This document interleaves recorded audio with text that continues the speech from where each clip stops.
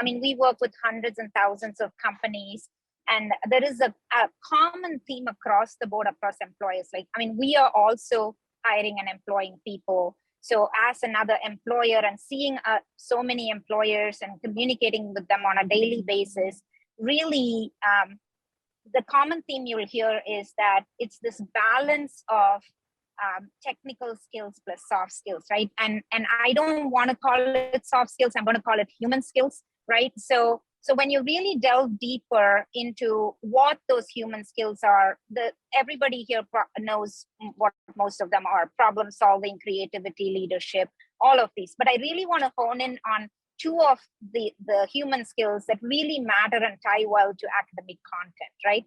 One is analytical and reporting skills, and two is communication. So when you talk about analytical and reporting skills, right? Today, like, the world is all about data.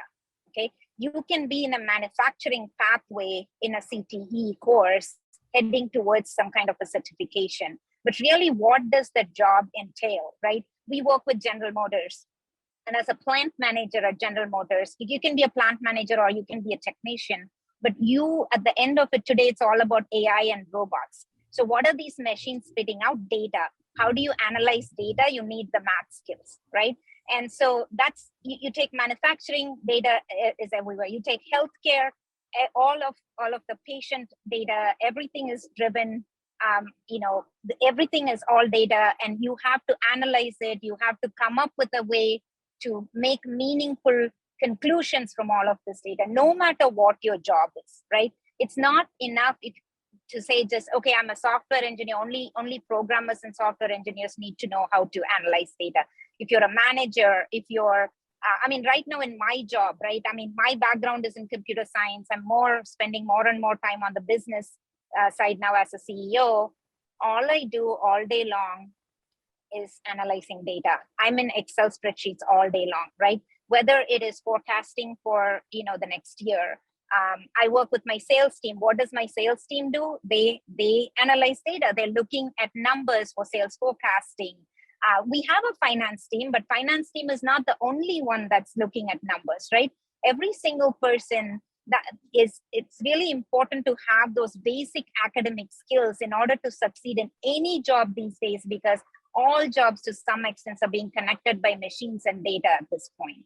So the second thing I wanted to mention is what Alan talked about is literacy. And that's also tied to communication, right? And communication is verbal and written communication skills. And the other thing is comprehension. So my job today, and I look at most of the people working for my company and the companies that we partner with, all day long we're writing, right?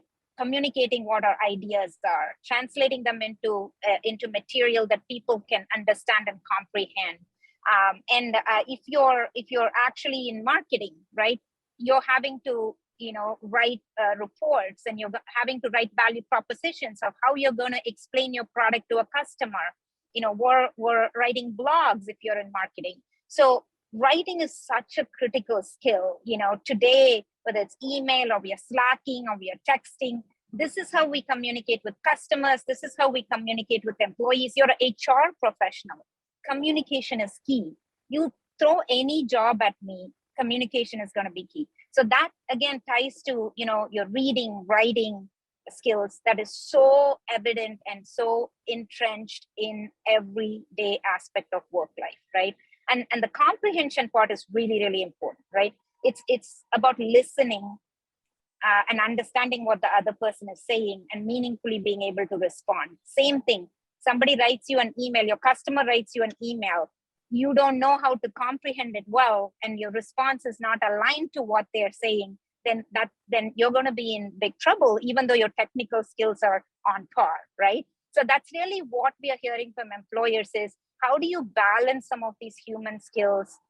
And some of these human skills are so connected to the academic content that's being taught. And that's a main point I wanted to make. But also the other thing that we see employers, when they connect with the classroom, is bringing relevance to what they're learning in the classroom, right? Okay, another example is, this was a CTE classroom learning about pneumatic devices. They're working on a project.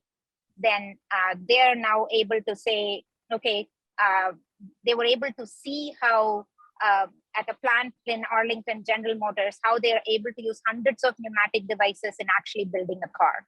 And suddenly everything connects. There are tons of resources and tools available for CTE educators to say, how do we help students see those connections in the real world so we can help them sort of connect the dots and understand how what they're learning in the classroom actually is applicable in the real world as well.